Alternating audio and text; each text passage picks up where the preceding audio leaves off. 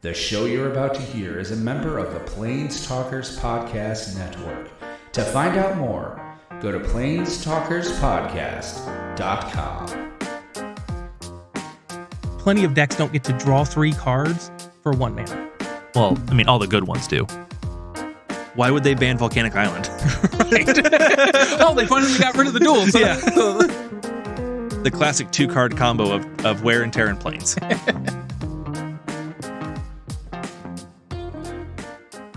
I am Jake. And I'm Matt. And we are Cantrip Cartel. We are proud members of the Plains Talkers Podcasting Network, and we made it to the end of the year. Matt, how are you doing?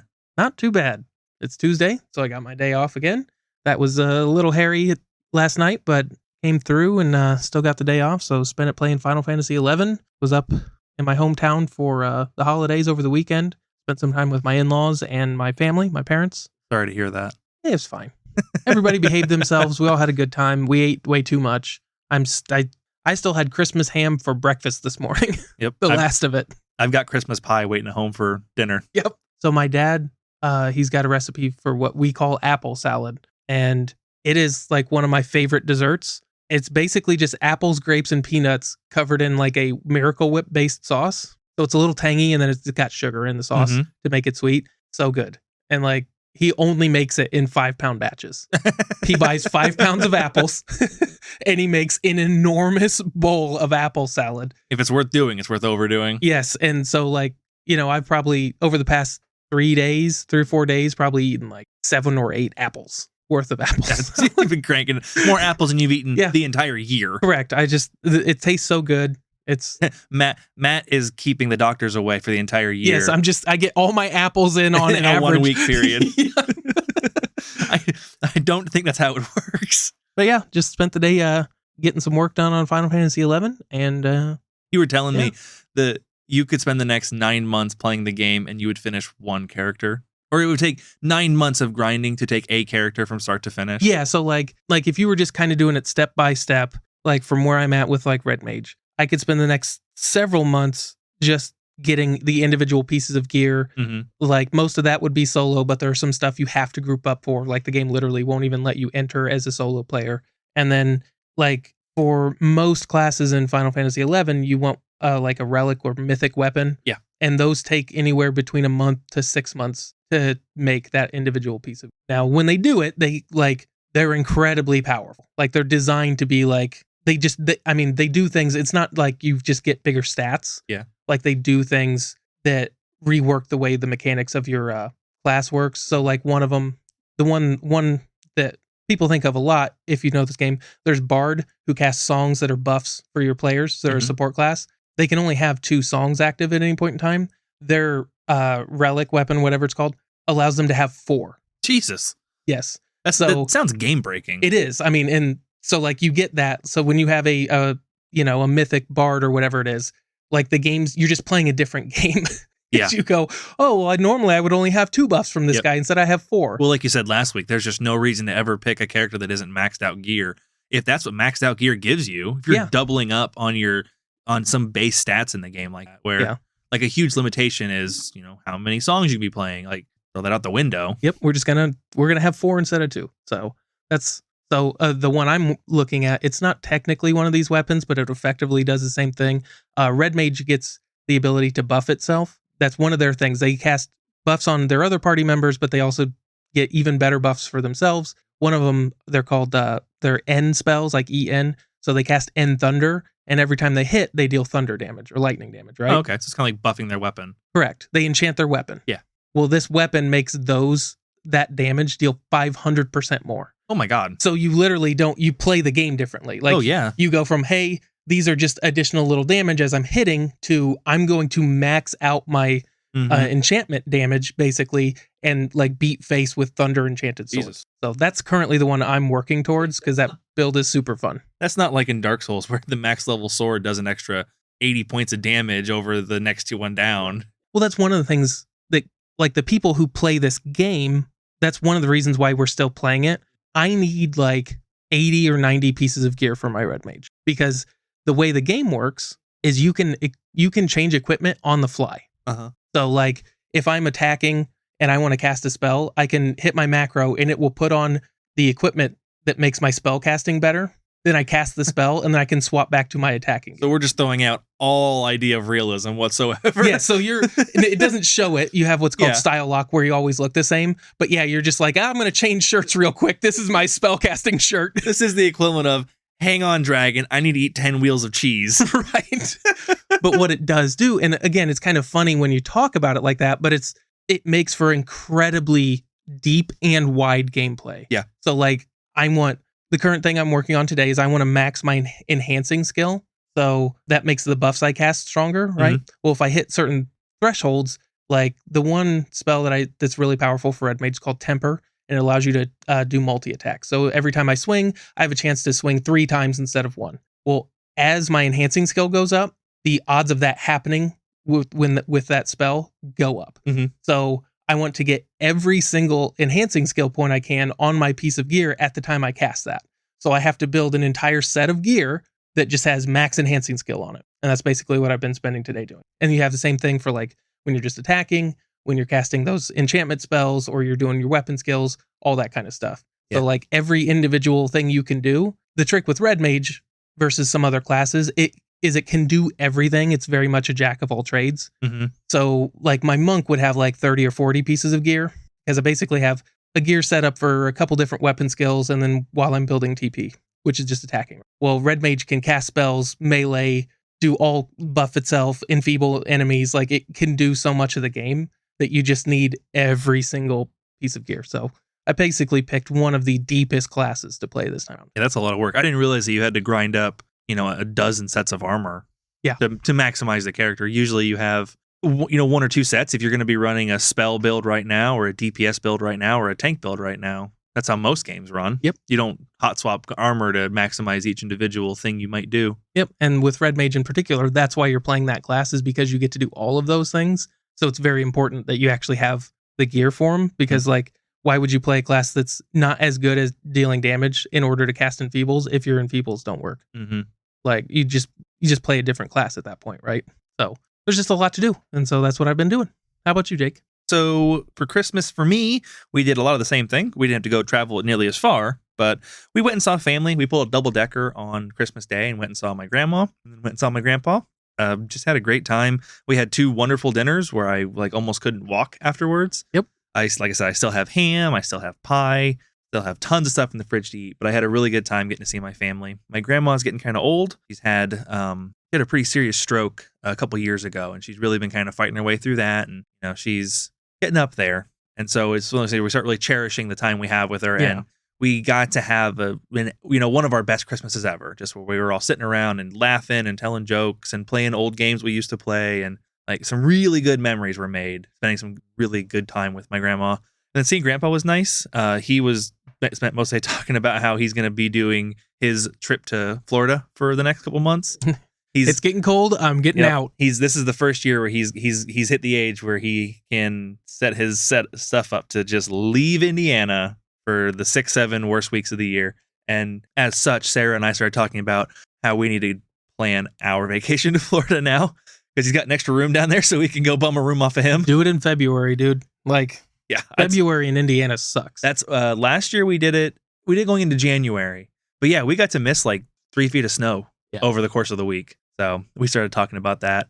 The couple days after I went and saw my in-laws, and we all got together and had a really nice dinner at there's a local pub in town they wanted to go to. Her brother came in from Oregon, so we just got together and had a really nice dinner. And that's been the majority of our week, is coordinating all these families and just getting everything to line up and get everywhere we need to be. Yep. My plan for this weekend, I'm actually going to go up to South Bend and hang out with the family gathering guys there with Derek and Joe. They've started teaching their kids how to play EDH, so we're going to be playing a lot of EDH. I'm really glad to know that I didn't get invited to that. Well, I can't invite you to other people's houses. No, I know for a fact Derek will listen to this, and I'm really glad to know I didn't get invited. Thank you. Yep. So I see where the real friendships lie.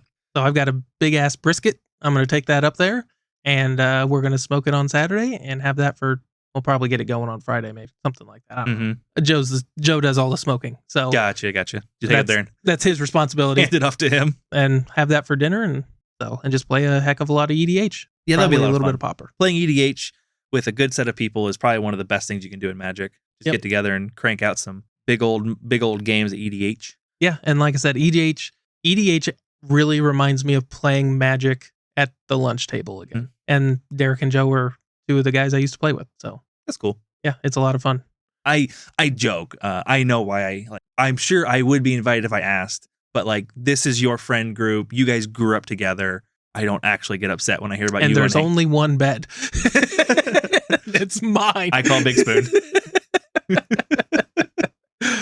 Well, before we get going on our show today, I do want to give a shout out to the Planestalkers podcast. We are proud members of the Planestalkers podcasting network, and I always want to recommend everyone check out Will and Aramis if you're looking for anything standard or commander related. We actually just spent yesterday on their year in review episode where if you're not a part of the Discord, you really missed out because they had a great big call-in show where everyone got to come on the show and share their opinion and actually enter in a drawing for a collector booster box of Crimson Vow. Yeah. So that was pretty cool. They got to just roll the names and they'll be mailing that out in a couple days. So if you guys want to check them out and be able to enter in some of those events where they just give away boxes, and it happens almost every standard set. They give away a box some way. Yep. Whether it be a MTG arena tournament or they just draw hats or they do little competitions. You should check out their Discord at discord.planestalkerspodcast.com.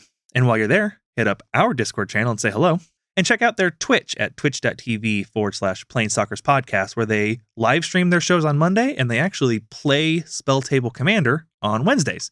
And if you join the Discord, you can even join them. They take basically anyone that wants to play. Usually patrons get a first stab at it, but they almost always save a few seats on Wednesday for non-patrons that just want to play some Commander. Yeah, it's a lot of fun. And I had a great time last night. I think we had a very good discussion about, just the year of Magic. A lot of ups and downs this year. So yeah, we had a lot of people call in and talk about some of the things they enjoyed, some of the things they were upset about, and we had a lot of like really constructive criticism and feedback for some of the things we didn't like. It wasn't just people yelling at the sky. It was people being like, I don't like this. I wish I'd done it this way.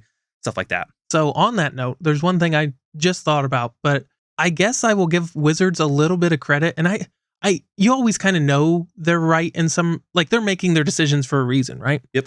But a couple of the guys were talking on there and they literally, the guys that we were talking to started playing Magic because of the D&D set. Yep. And like, I've never met anyone whose Wizards, their outreach kind of thing actually worked on. Uh-huh. Like normally it's like, well, I play Magic because my buddy taught me how to play. If you were watching the chat, we probably had between 10 and 15 people come in and out of the chat.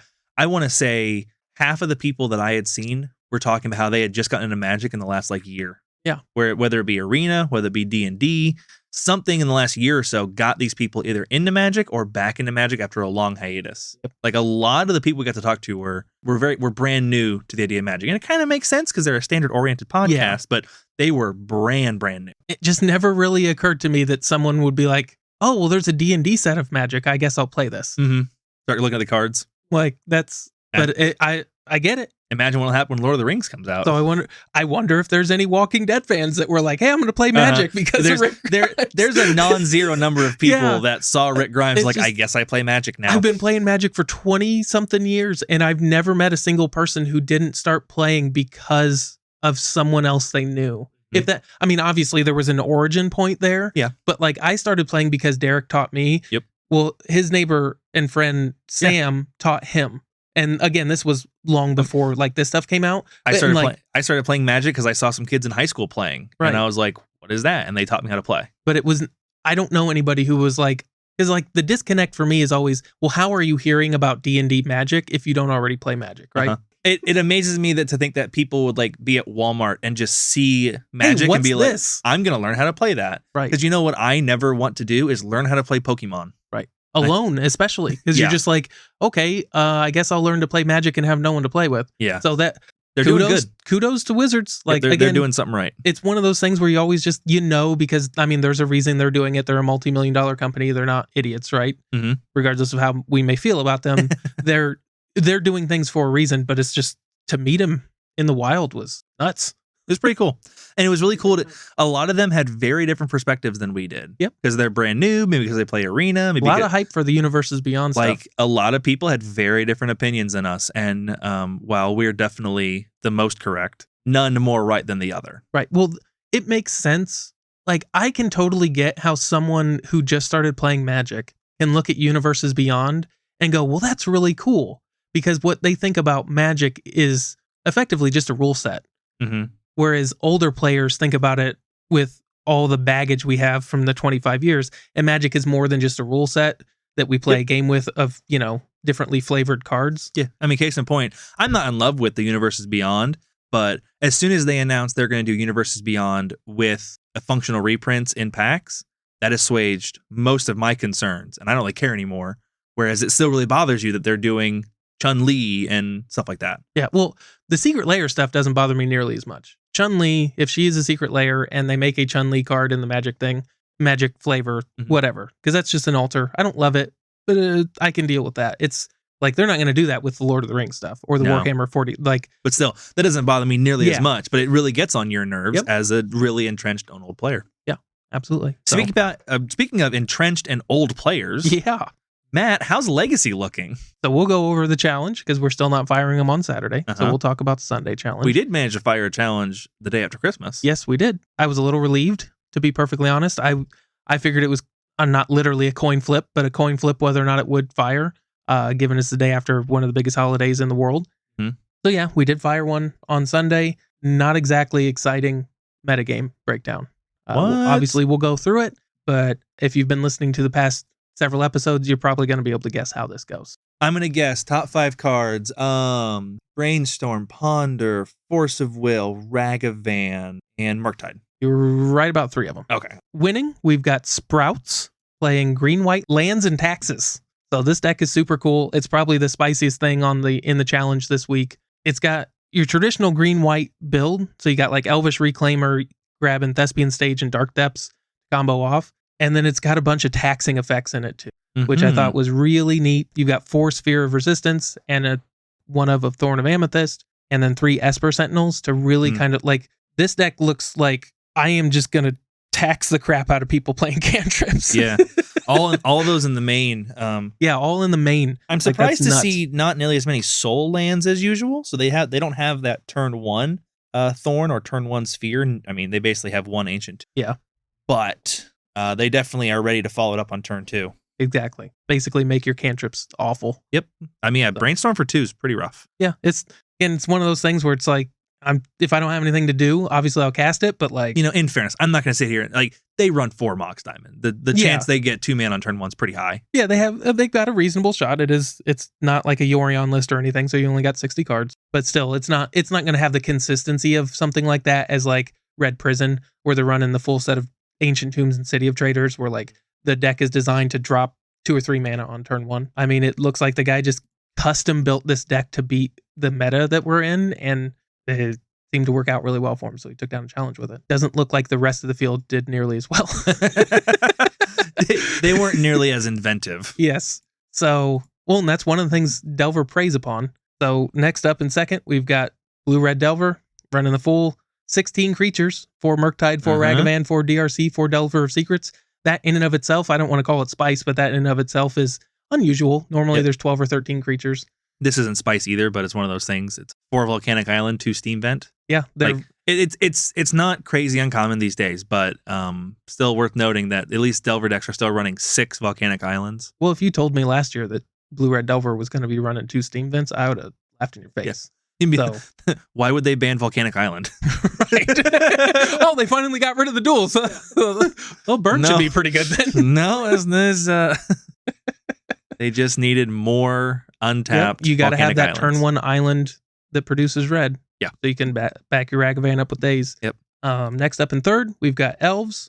This looks like it's not really a stock list nowadays, but if you were to look back like 6 months or a year ago, this is pretty much how your Elves deck would look. Doesn't have Elvish Reclaimer, doesn't have Once Upon a Time, does have 1 Crop Rot in the main, and that's the black-green-white variant with Archon of Valor's Reach. Mm-hmm. Sideboard is about as traditional as it comes. Yep. 4 Thoughtseize, 4 AT, 2 Reclamation Sage. That's fairly uncommon now. That seems to be your flex slot, though. Like, the standardized 4/4/4, 1 Progenitus, and then 2 of something. Yeah, something. You pick how you want to deal with artifacts and what artifacts you expect to be in there. Mm-hmm. So, like, Reclamation Sage is better against some things, whereas, like, Collector Oath is better against others. Yep. The Collector Oath in the main over the Scooge, I think, is a weird call, considering how impactful graveyards are right now. Yeah, well, and especially, as we'll see, obviously, there's no way for this guy to predict the future, but Reanimator was a big. I mean, I can big showing. I can predict the future because Reanimator has been in the top 8 at least 2 decks for the last 3 weeks running. Yep. I'll bet you next week there's 2 Reanimator decks in the top 8. Probably right. Next up, we've got Reanimator. Oh, hey, look, a Reanimator deck. Yep. Now, I will point out the Elves guy beat him. At least, I mean, he's 3rd and Reanimator's 4th. So I don't think it necessarily means he beat him, but he performed better than him. That's for sure. Yeah. Well, not necessarily, because you could, like, 3rd and 4th. That's all determined on breakers, isn't it? I think I think once you're out of the top 8, you're out of the top 8. So like 3rd and 4th place, they didn't necessarily play each other. Yeah, that's true. So that's true. But the joke is just a joke. Like, they're both incredibly powerful decks. Obviously, Elves. I mean, obviously, Elves didn't get just steamrolled by Reanimator this meta because they're still putting lists in the top 8, and there's still multiple lists in the top 32. Yeah, this Reanimator list doesn't have. Hey! Reanimator's my thing. I let you talk about Elves every week. I let you talk about your Elf deck that came in 18th place because it's got a different sideboard card. I'm the Reanimator guy. So as I was saying, this Reanimator doesn't look too different. Just let Jake have his little tantrum over there. This does have some spice in the sideboard, though. We've got Magus of the Moon in the sideboard. That's nice. Magus of the Moon was a relatively popular sideboard card when I ran, I want to say 3-ish years ago. That was a very common sideboard slot just because you have so much fast mana and it's relatively easy for you to slam a Magus and prey on Delver decks or just greedy mana bases. And a lot of people don't see it. 3 Fairy Macabre out of the side. I almost never see 3. I've seen 1 and 2. 3's a lot. Well, he's probably planning on playing against Reanimator. Yeah, that's your mirror breaker, I guess. We've got the Serenity package again, forcing us back into white. And worth saying, only 1 Archon of Cruelty, where we've seen a lot of decks be running like 4 Archon of Cruelty and no extra stuff, like maybe some Chance of the Annex, some Grizzlebrands, some Archon. Yeah. So this deck's probably trimming back down on the Archon. Sarah's Emissary in the main is a weird choice. It just seems like a weird thing to go for game 1. I see it in game 2, but game 1, that seems to be a weird choice. But yeah, other than that, like, you're still looking at 6 Unmasks. That seems to be where we've decided is the correct number. 6 Unmasks, 2 Thoughtseize, and then a bunch of 4 ofs that you just expect to see. Yep. In 5th place, in a shocking turn of events, we've got Is It Delver. This Is It Delver deck only has 2 Delver of Secrets. Ooh. Oh my gosh, the spice. I guess the spice must flow. Yeah, there's nothing really to talk about there. In 6, we've got Grixis Tempo. Basically, it's very similar decks. It's got Baleful Strix as opposed to the Delver. So, which I would, like, if I'm looking at this, I'm going, first off, with black, you do get some potent sideboard cards. And we'll talk about those in a second. But Baleful Strix to me seems like I'm going to be dealing with other people's Murktides. Yeah. Like, Baleful Strix is just the perfect answer to a resolved Murktide. Presumably, you'd like to answer it on the stack, but if you can't, Baleful Strix is a great card that you can just throw out there turn 2, and it just sits and waits. Either it eats a Lightning Bolt and saves you 3 life, which isn't preferable, but it's okay because it replaced itself. Well, in those matchups, that's not even that bad. Yep, because it also replaced itself by drawing a card, and then it also just sits there and waits for potentially your DRC swinging for lethal or your Murktide swinging as an 8/8. Yep, and in the sideboard, we've got this guy trying to shore up his Elves matchup and Death and Taxes matchup with Plague Engineer, and he's followed my lead at least. 4 Leyline of the Void. 4 of. The math has come out that it's oftentimes better to run 3 Leyline. Like, I don't know the numbers, but the general idea is you can hit Leyline almost as often in your opening 7 with 3. In drawing it less often. Yes, but if you just want to be more sure to hit it, 4 is the way to go. And with how prevalent graveyards are, I mean, even that Leyline of the Void hits Murktide really well. Yeah. Like, it's good in the mirror. So I'm not surprised to see the full 4 of, where it's just like, in the decks you want it, which is Reanimator and a Delver Shell, you really want that in the opening turn, because how does Delver even answer a resolved Leyline? Doesn't. Like, that's, yeah. Now, it doesn't cripple them like it would Reanimator deck. No. But it does, especially given DRC and Murktide are both very graveyard-oriented cards, it does limit their threats down to You're almost entirely shutting off between 6 and 7 creatures in their deck because DRC, well, filtering is good. It being a 1/1 forever sucks. Yep. And Murktide is borderline uncastable when you can't delve for it. Yeah, I mean, let's look at the second place list. They have 6 lands that produce mana. I guess technically 10. Yeah. Technically, you have 10 with Wasteland. Yeah, you could use your Wastelands. But the odds of getting to 8 when you only have 10 lands that produce mana is very slim. And it's 7, but 7 to make a 3/3 flyer. Right. Like to make Delver. Crippling. In 7th, we've got Rug Delver, sort of. So it's basically the same, very similar like spell list, and then we're just kind of tinkering around the edges with the creatures. So we've got Ragavan and Murktide Regent. And this guy prefers Tarmogoyf and Uro. You do get Sylvan Library too. Sylvan Library can be a good mirror breaker. Just having more access to cards. So, but what I'm getting at is it's not like old school Rug Delver. It's our new Modern Horizons crap with it's green Kool-Aid instead of black Kool-Aid. Someone didn't tell Bocchi that Tarmogoyf isn't playable. Yeah, I think Tarmogoyf's not that bad in the current. Well, the problem is there's so much graveyard hate floating around that he's real bad, but like with Ragavan being everywhere, I don't even mind Tarmogoyf. Like if it was like if you didn't have all the tangential or the incidental graveyard hate, Tarmogoyf wouldn't be in a horrible spot at the moment. And if Daze wasn't just fucking everywhere, I love seeing a total of there's 2 Pyroblasts and 2 Red Blasts on the side, total of 4 blasts. Yep, that's the meta we're in. So that main board at least. And then rounding out the top 8, we've got another Reanimate. So let's see. Only 1 grief, guys.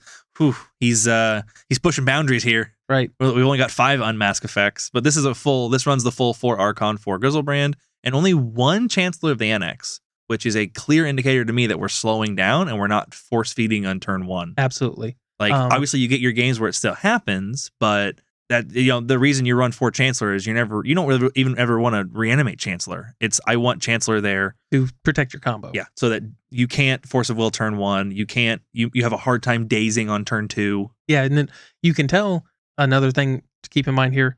Not only does he have 5 griefs, he went back up to the 4 full thought seizes. Yep. So you take that. That's basically what he did.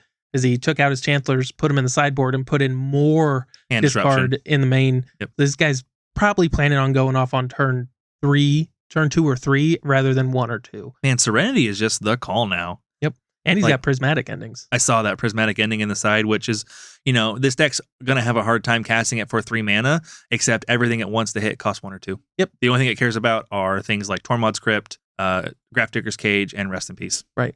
And I do love seeing the one of Coffin Purge. I love that card. I think it's a really cool card to see once in the blue moon.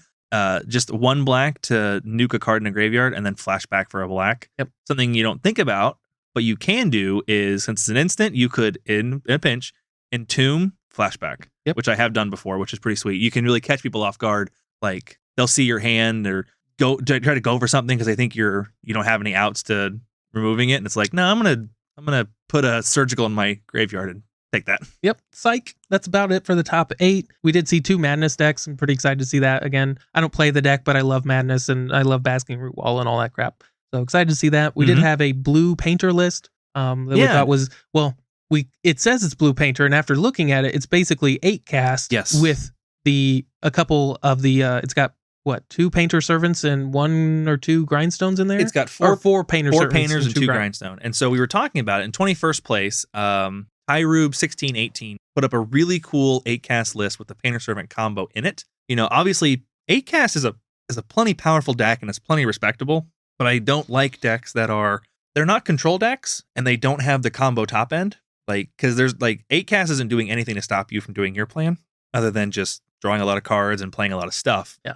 Like, you think about like a blue-white control deck. I've got Swords, Prismatic, Force of Will, Force Negation, ways to lock you out. 8 cast doesn't. 8 cast is just trying to go over top. And there's a very definite ceiling where the only thing you can do is make a bunch of things with Sigh or maybe make a couple things with Urza or whatever. So putting in the painter servant combo costs relatively little. It costs you 6 slots, and that's something, but 6 slots to have just those luck sack games where you might go turn 1 grindstone, turn 2 painter, turn 3 games over. Yep. And like there's, especially game 1, there's a lot of decks that literally can't do anything about like that will just happen. And just giving yourself the chance for that to happen. And it's like elves. Like there are times when you just combo off on turn 2 and the game's over. Yep.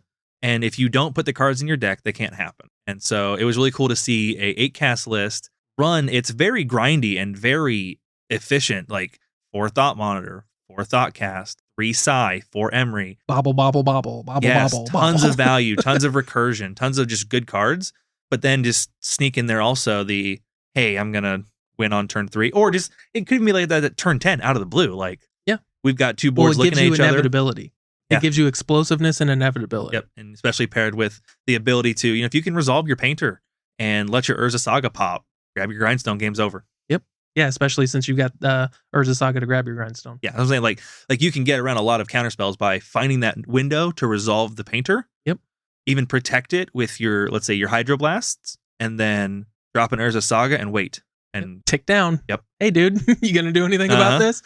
Do you happen to run Croson Grip in your deck? In T-2 turns. In T-1 turn. Yep. We're launching. So that was a really cool thing to see. I like seeing those grindy decks get that aggressive top end put on them. Like, I mean, I don't play elves, but I really have a lot of respect for the elf archetype, where the whole joke is elf a combo deck or is it a grindy deck? And the answer is yes. Yep.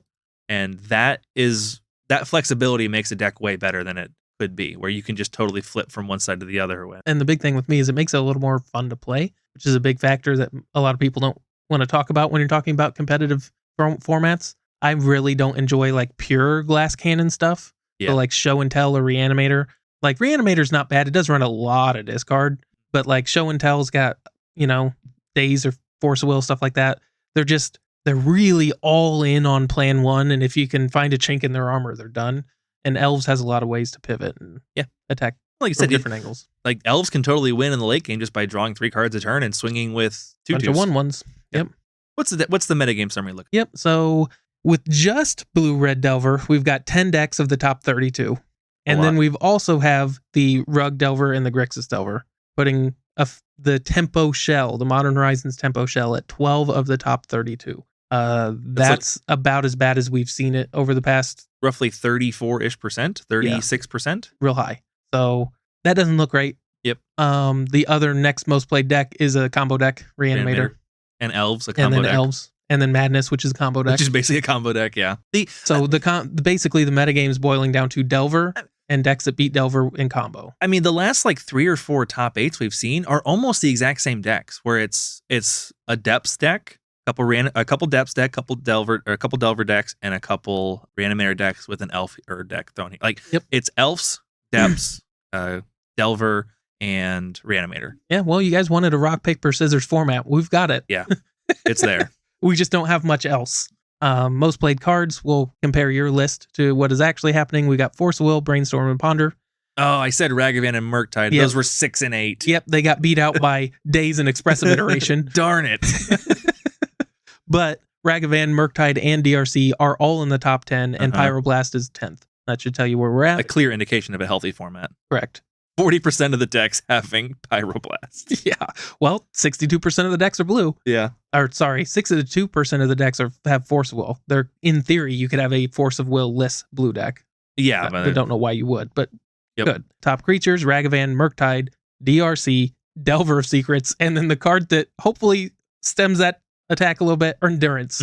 Like, okay. That's hilarious. That's the format we're playing. And then top spells, Force of Will, Ponder, Force of Will, Brainstorm, Ponder, Expressive Iteration, Days. Yep. Like, pretty cut, pretty same as always. I mean, the top spells is basically blue, red Delver. And I mean, I know it makes sense, but like, that's what they're playing. The Delver's always just gets some of the best toys and some of the old best toys and some of the new best toys right now. Yep. Well, there's a reason we're named Cantrip Cartel. The cantrips are what allow you to use the generically powerful cards to the greatest effect. And it's like Brainstorm gets better every year because it just finds better cards. Same thing with Ponder, same thing. Like Brainstorm has never been so good as when it finds Murktide. Yep. And Force Will gets better every year because it's countering the better cards. It protects your super broken stuff and prevents your your opponents from casting their stupid broken stuff. Just that blue shell. Yeah, Legacy's been Legacy for a little while now. We check in with it every week. Always looking forward to hopefully somebody finding a way to break through and change it. We love getting to highlight some of those crazy decks we see in the top 32, but I think Legacy, it's at the point where it needs some kind of a change from somebody higher up. And I'll be interested to see if we get something like that once WotC returns after Christmas, because I don't think anything's going to be happening while we're on Christmas break. Oh, no. And that was why I was so disappointed when they said they weren't going to ban anything before Eternal Weekend, because I knew effectively that meant it just wasn't happening. That gave them precious few weeks after Eternal Weekend to make a decision before they scoop for the holidays. And then that's Legacy. Not great. I'm sure there's probably a lot of people that are still having a lot of fun. I mean, clearly, I see 32 people that probably had fun. Not the format I would enjoy playing, though. I don't like playing Delver that much. Maybe I should play a Delver. They're fine. Like, I've played Delver. I don't enjoy it. When I play Delver, I'm just chewing on my nails the whole time. I really liked playing the iteration of Blue Red Delver with like Delver and Sprite Dragon, stuff like that, where like it was basically an aggro deck, but it had that big weakness of like, I mean, if your opponent resolves Uro, you're just done. Yeah. Like because there wasn't any way to accrue that snowballing value that the current ones do, and you didn't have the top end of Murktide. Yep. So you had to race your opponent before they got anything going on, whereas these current ones, just the power of these cards they just win games single-handedly. Yeah. Like you needed to be swinging with 2 or 3 creatures every turn with the old Blue-Red Delver to get anywhere, to even hope to win, and oftentimes that wasn't enough.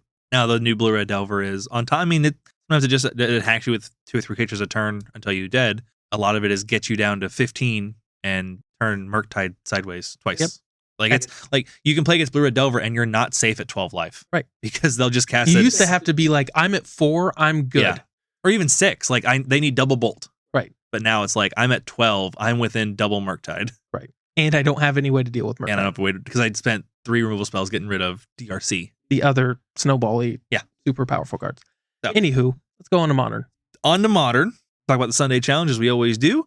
In first place, Fur MTG brought it home with Grixis Shadow, the deck that's kind of been just dominating MTGO for a while. Like, Rakdos is where it's at right now, and it seems Grixis Death Shadow is even the top of the top. Like, Rakdos just gives you some incredibly powerful stuff, and Grixis gives you all of the powerful stuff, letting you bump into blue for essentially Drown in the Loch and Expressive Iteration, but 2 incredibly powerful cards. Yeah, and I mean, if you just compare them, Death Shadow does a pretty good imitation of Murktide.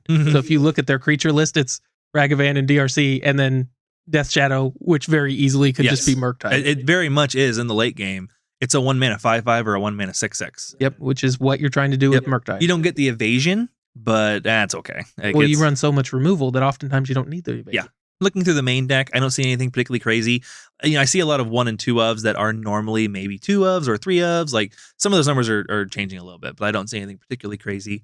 The thing that I have noticed happening on MTGO that I didn't think about is dress down loops with Luris is pretty dope. Yeah. Being able to, obviously Mishra's Bauble might be a little bit better, but there's plenty of situations where a dress down loop every turn, drawing you a card still and blanking, for the most part, whatever creatures your opponent has, because you can just go end step out of your graveyard, dress down. Then they have dress down for their entire turn. Back to my turn, I get to do my stuff. End of turn, dress down. Yep. It's a pretty cool soft lock to put them on. Looking at the sideboard, I don't see anything particularly crazy out of this list either.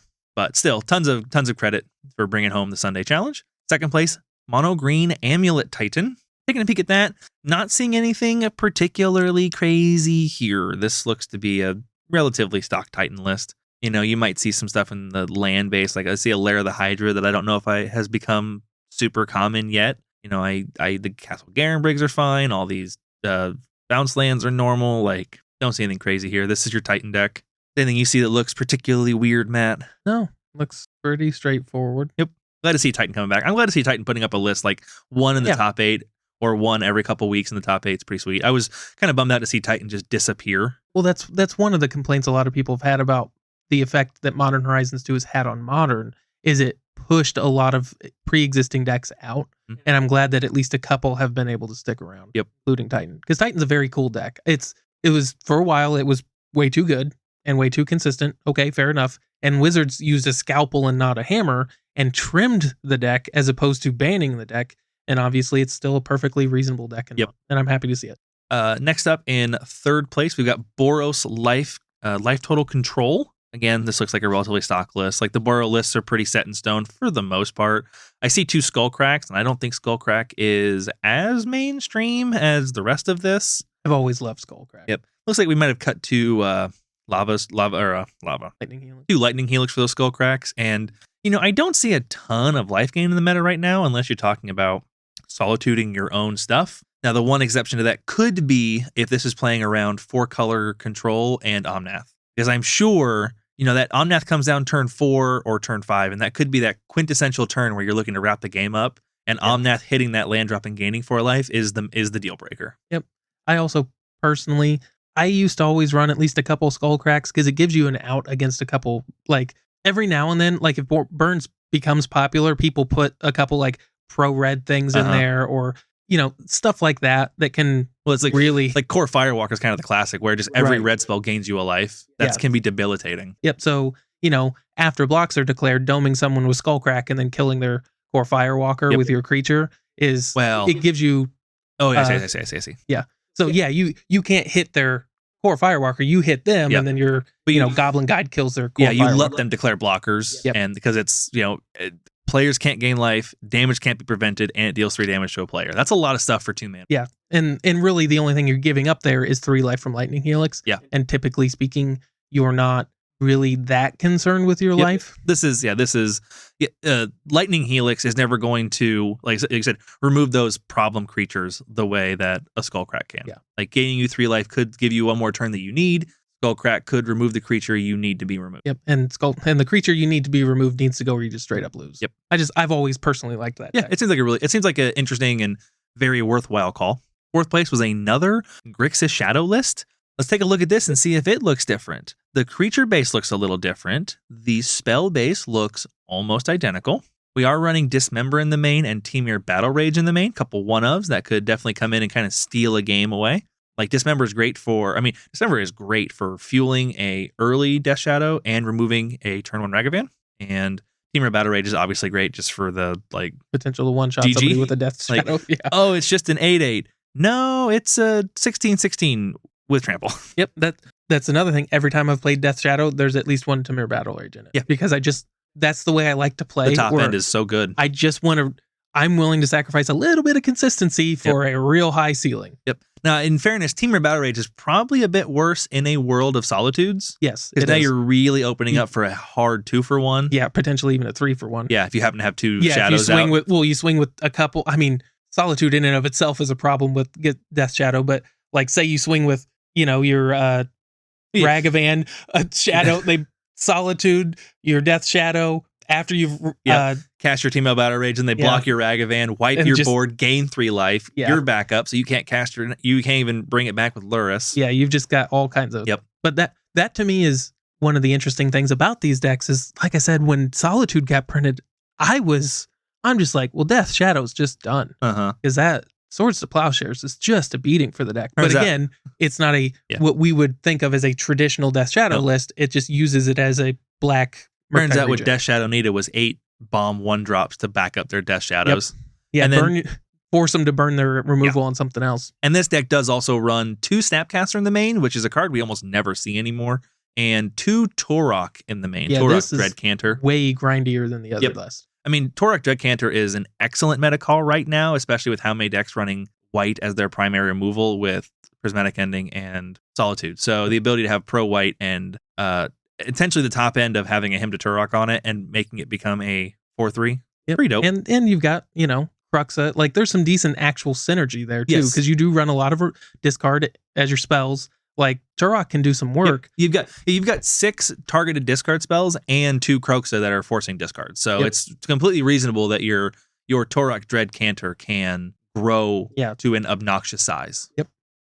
5th place, 4-color Blink. One of the most common decks, probably the most powerful decks, and probably one of the most archetype shaping decks currently. Like this deck kind of just ran rampant all over the meta for a while, and I think it's heavily brought up the Death Shadow decks where they have like the good hand disruption to slow them down early, and the hard finishers for like turn 5, 6, and 7 to close it out when these decks are really starting to get going. And it can also easily prey on that like inconsistency of these decks where you don't always have your Solitudes and you don't always have your Furies when you need them.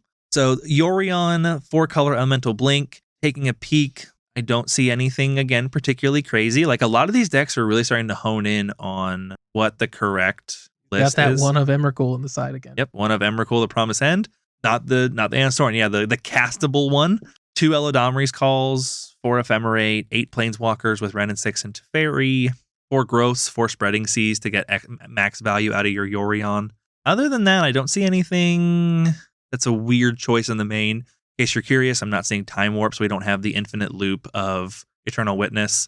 And like, in fairness, after watching these decks get played, I've seen the Eternal Witness loop go off a few times with Ephemerate, and it's not good enough. Yeah. I think you really need Time Warp in there to like cinch it, to seal the deal, because or an extra turn spell, because like I've seen decks go up against it and like they'll be under the Eternal Witness flicker for like 3 turns. Absurd card advantage. And then he's like, cool, you have done 0 attacking because every one of your creatures is blinking every turn. I'm gonna attack I'm gonna combo off and kill you. Yep. Like, I'm gonna cast Archon and resolve it. I'm gonna cast my 5 Fairy and resolve it, and just like, it's not enough. Like, you're just sitting over there moving cards around and not doing anything. Whereas your opponent can, like, over the course of 2 of those turns, build up an impressive board state and just kill you. Like the that best removal. Like, I think that's like, it seems like Eternal Witness Ephemerate is bait right now for a bad deck. Like, if you should replace those 3 Eternal Witness slots for something that just kills your opponent, because it's very tempting to, and that's your mirror breaker, but it's very tempting to, I'm going to flicker my Eternal Witness and get a card back, and then I'm going to rebound it and get my Ephemerate back and do it again and just keep on going. And it's like, you should put cards in your deck that kill your opponent, because your 2/1 Eternal Witness that you're flickering every turn isn't attacking. Your Yorion that you keep flickering to flicker everything else isn't attacking. Your opponent still has 16 life. Yep. And you can only ever have 7 cards in your hand. So, yeah, I mean, you're going to hit that very quickly. And then, okay, don't get me wrong, having a full grip at any point in time is a good thing to be doing. But there's a reason Burn got 3rd. Yeah, like, and you're running 2 counterspells, so you're not chalking up on all this interaction on the stack to lock them down. You have 2 counterspells, you have 2 bolts, and you have 4 prismatic endings. That is the only way you can interact with your opponent's stuff in an 80 card deck. Like, you can't just sit there and twiddle your thumbs for 4 turns. You've got to win the game. And I think that's part of the reason why these decks are starting to decrease in their power level, and the meta is catching up to them, is they're starting to spend too much time twiddling their thumbs. I bet it's a lot of fun. I bet it's tons of fun to do. Watching it looked fun to do, to be like, I'll take one of these, and I'll protect it with my Ephemerate, and I'll take one of these. But Death Shadow? Gotta win. Take 8. Take 8. No blocks?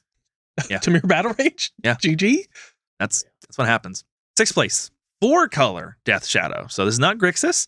And looking at it, we pick up basically 1 card. I shouldn't say basically. We pick up 1 card in the main and a couple cards in the sides. Kind of interesting. I would say you're really weakening your mana base, but you don't care because you're running some extra shocks and you want to shock yourself anyway, so who cares? Yep. Like, yeah, you lose to no Wasteland to punish you. You lose to Blood Moon, but you already lost to Blood Moon with Grixis. So if you're going to go greed, I'd say go full greed. Yep. Looking in the main, these mains look identical, except for we've got 3 prismatic endings, which with the 4th color hits pretty much everything important.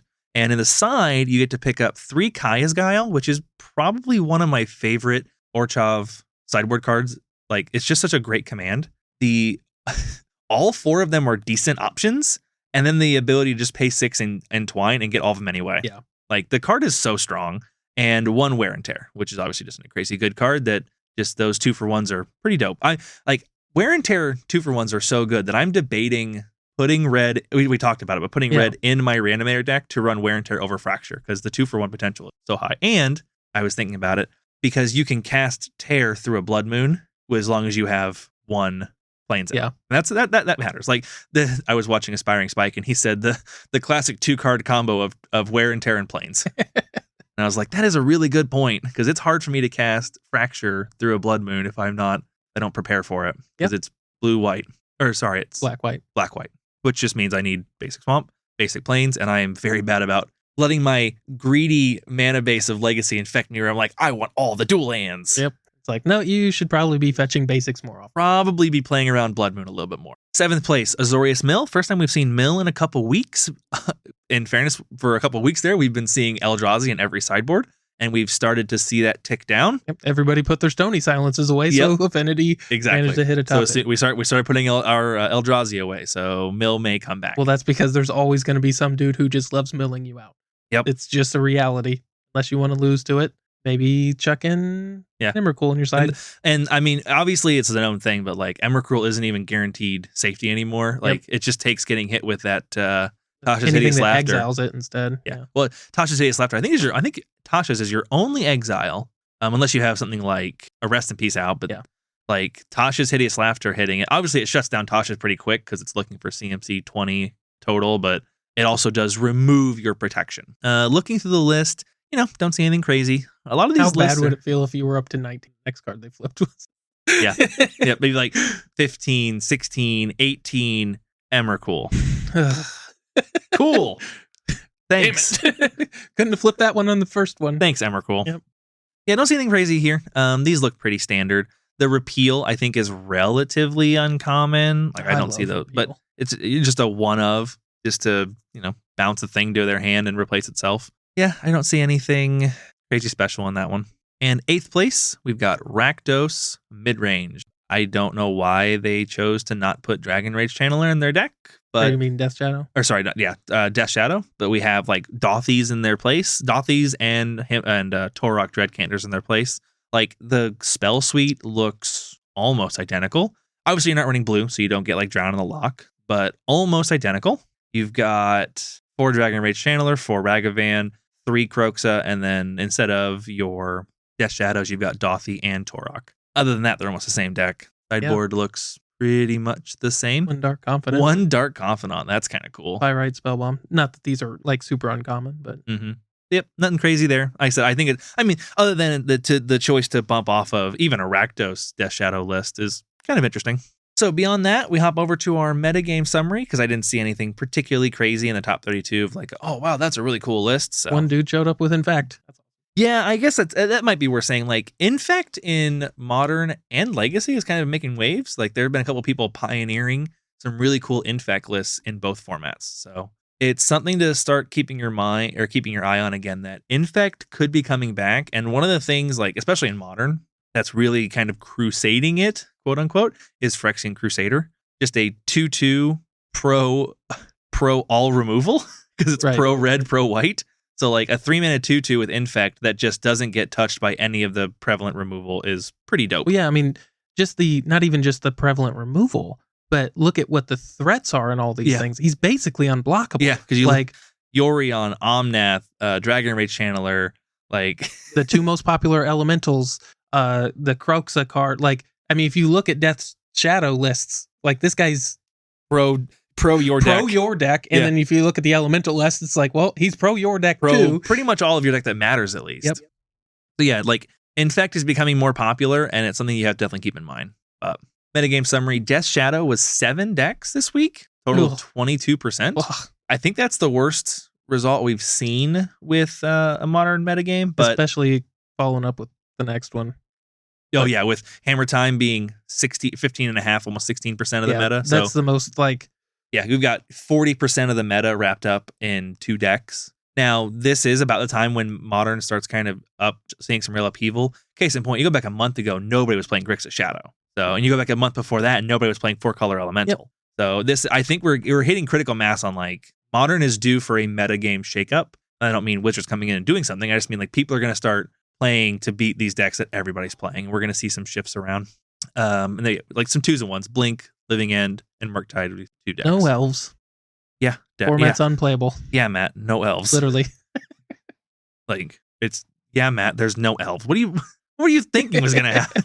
I still hold out hope that somebody's gonna pioneer some awesome elf deck. I don't think that's gonna happen, but I'm let's hopeful. wrap this metagame up and let's hop over to our last topic of the year. But the only thing I wanted to say, as far as Modern goes, is previously over the past 6 months, the metagame had been shifting, but it wasn't built around stuff like Ragavan and DRC.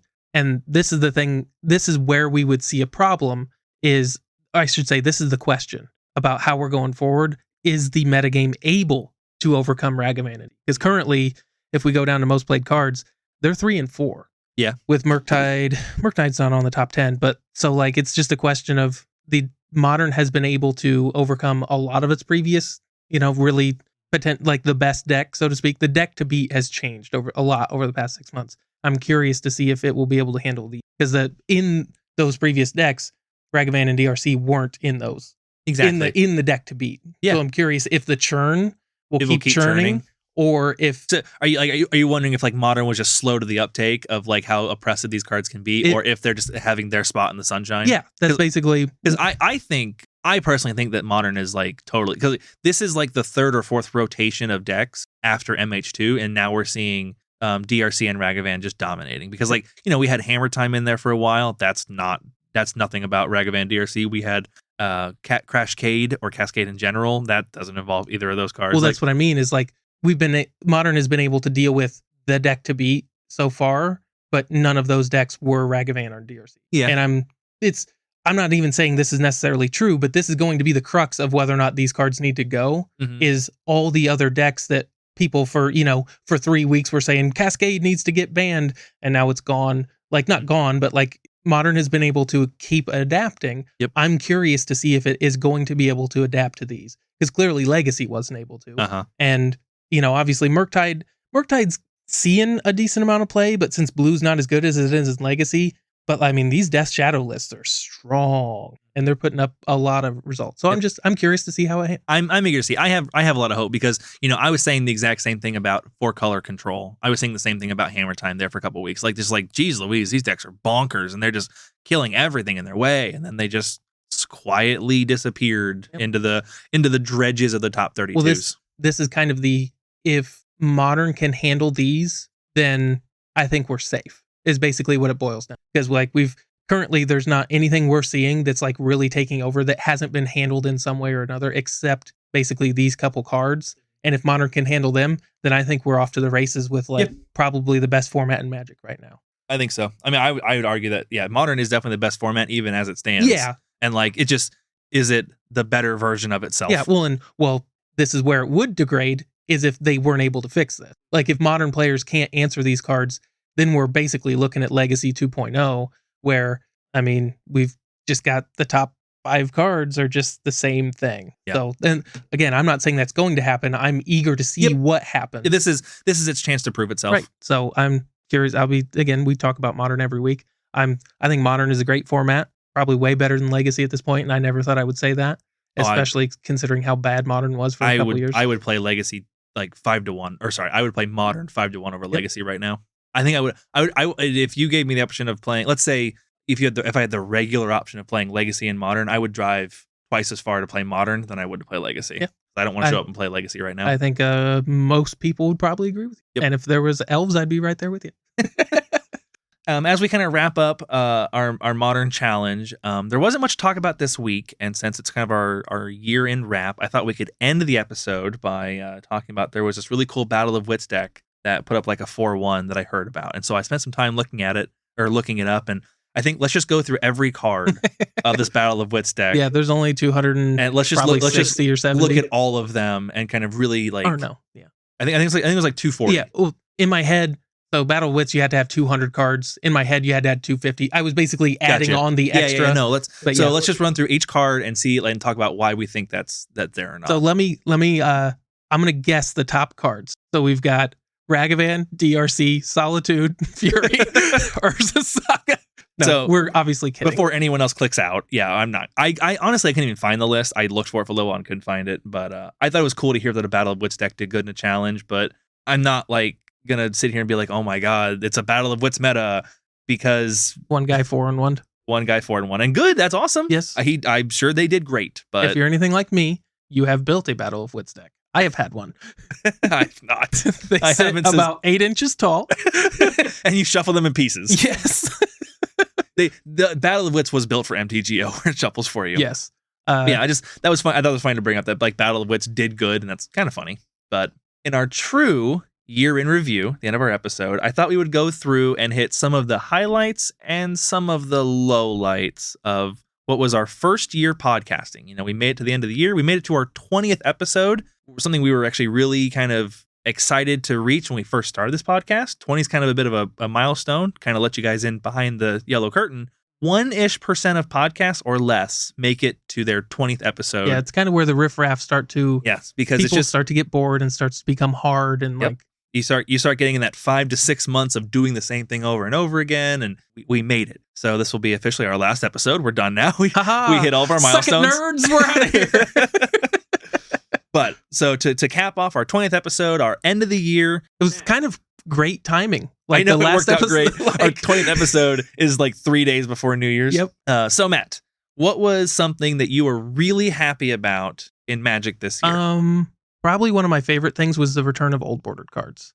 That's a very... I hadn't thought about it until right now, but I actually spent the day looking for some stuff for my Marin deck and whatnot, and I've been saying for years that they should go back to the old border. Yep. I personally think that should be the standard border.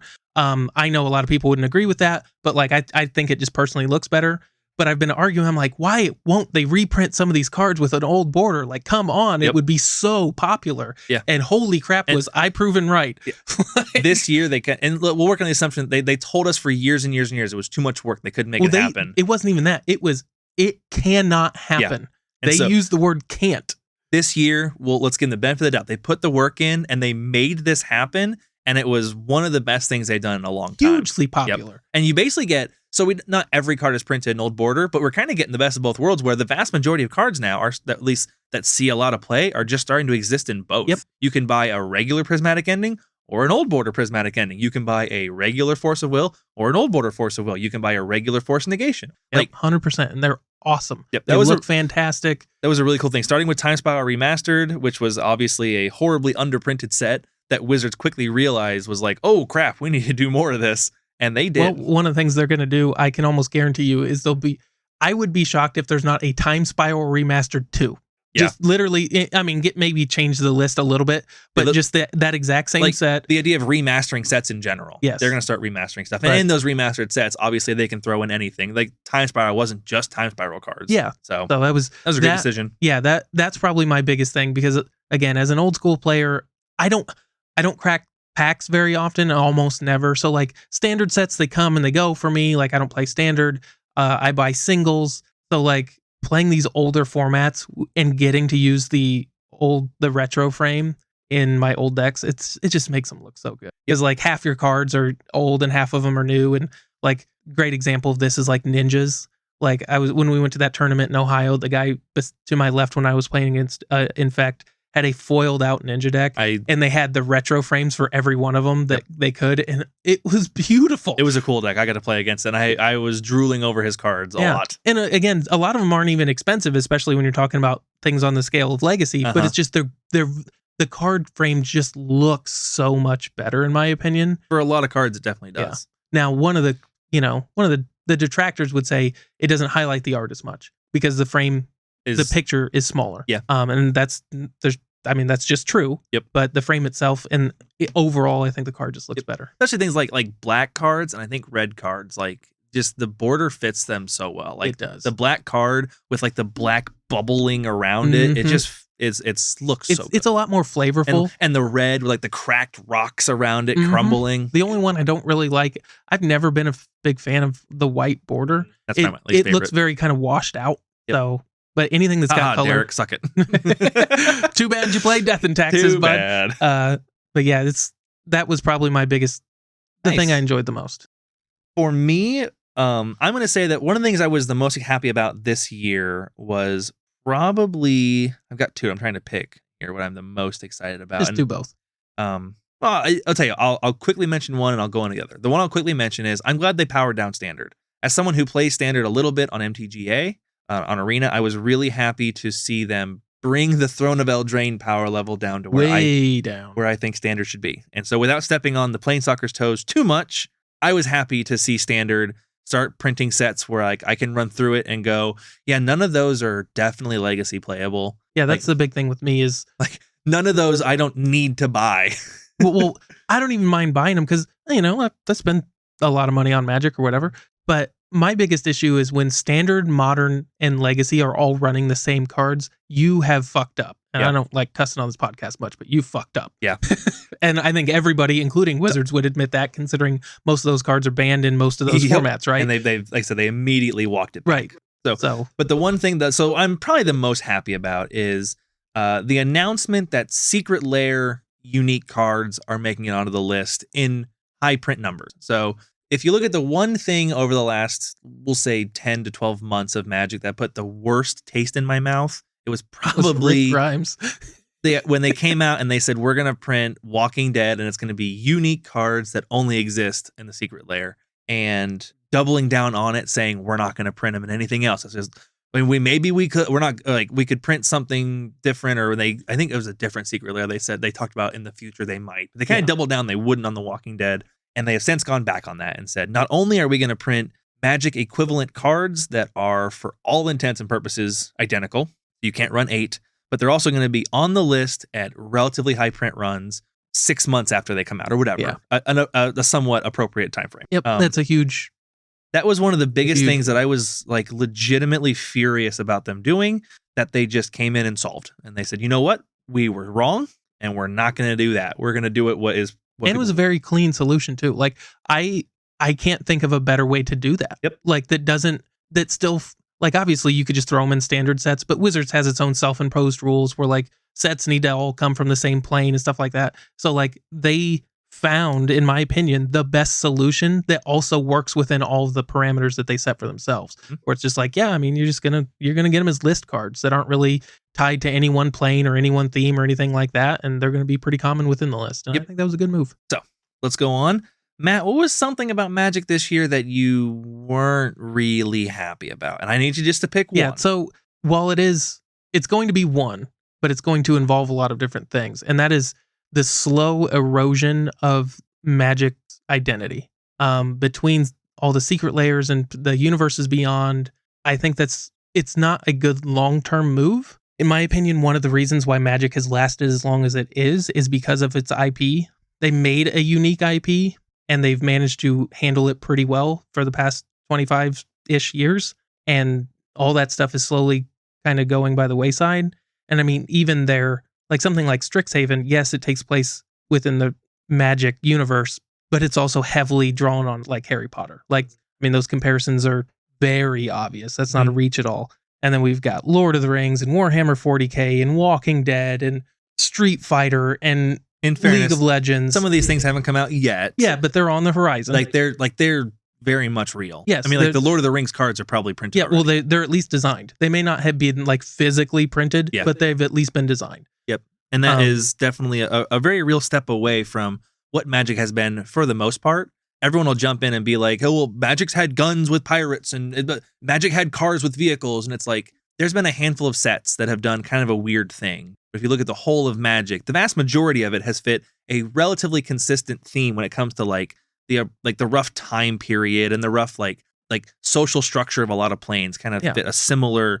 And Lord of the Rings is very much different, and Warhammer 40K is very much different. And to me, Magic's story was at its best, and this is going to sound a little bit kind of like a duck because I've been playing forever, right? But like around the time of the Weatherlight, they had a very cohesive story, and it was interesting and like flavorful. And the problem is they tried to do that again with the Gatewatch, and it kind of failed and wasn't very popular. And instead of trying to do it again, I think they're pivoting away from that kind of idea and going, well, we're going to borrow from, instead of coming up with a new idea, we're going to borrow from other ideas, from other IPs, and that's, it's, the story of Magic is very important, and I'll give you an example of why. So my wife plays Magic with us, and she's been getting into it slowly. But I remember one time we were like tooling around the internet, like on Facebook. I think it was on YouTube. I think we saw a commercial, and it was the War of the Spark trailer that they had made. It was one of the first they'd done where they made a legit trailer, and she loved it. And we spent like 5 minutes watching it and rewatching it and being like, oh yeah, that's Liliana. And then here's her backstory. And then that's Nicol Bolas. And here's what and that's Gideon. That's what, here's what Gideon is working towards.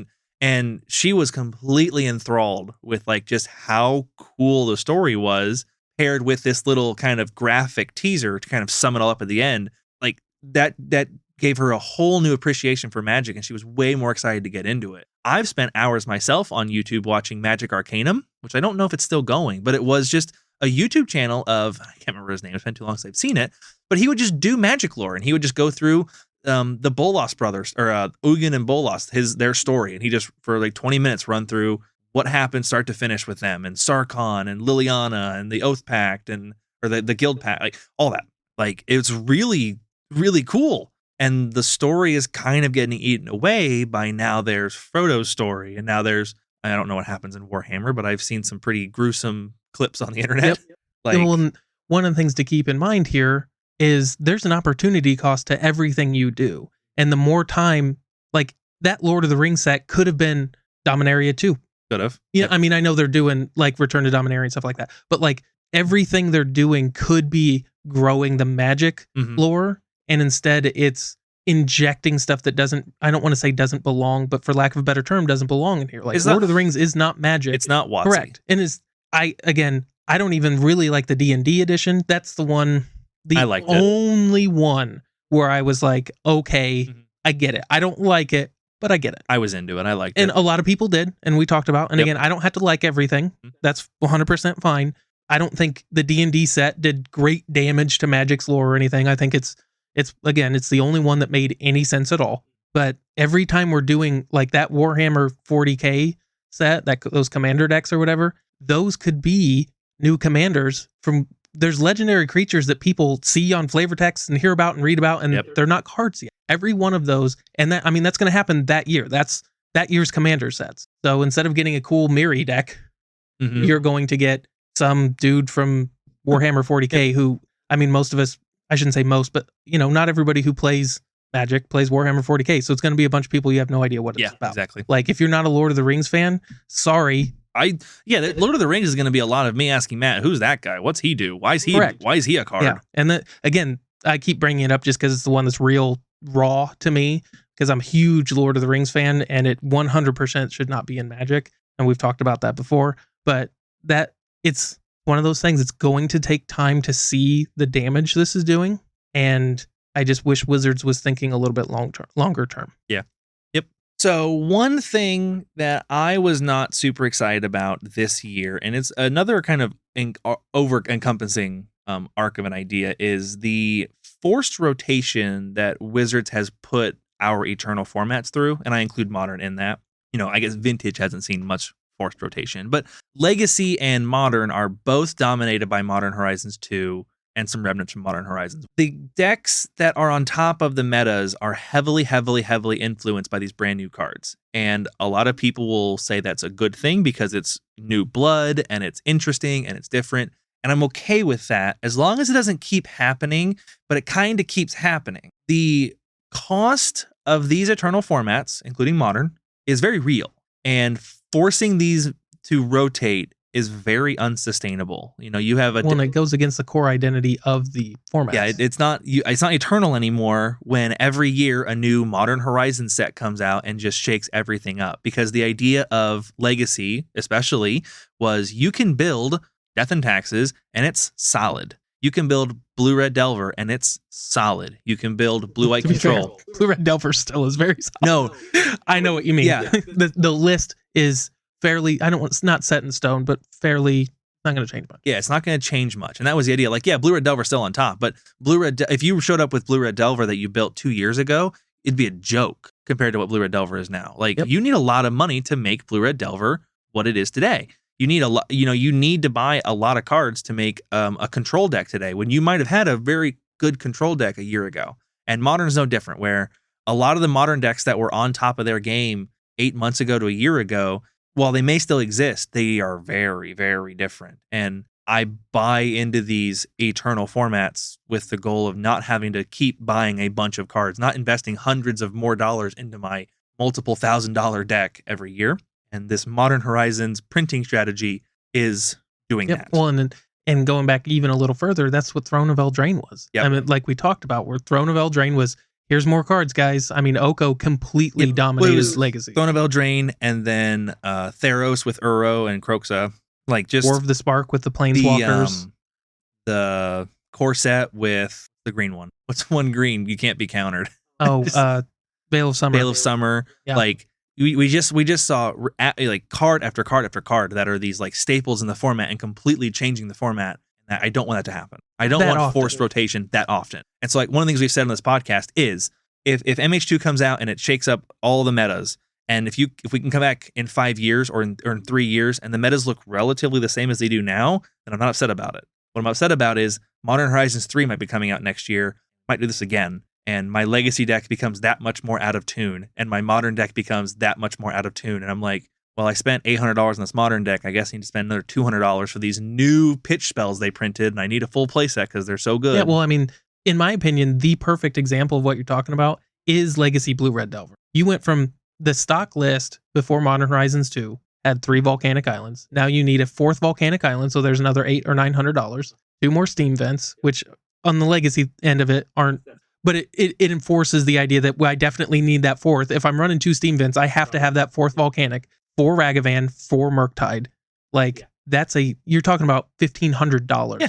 You're well over $1,000 away from the tiered blue-red Delver deck you used to have. Yep. And I don't like that. That's one of my complaints about the printing practices of the year is we've seen it really culminate this year, and just the meta shakeups have been a little too much. I mean, well, I get why they could be fun to play in a world where cards are free. Like, it's a ton of fun to play.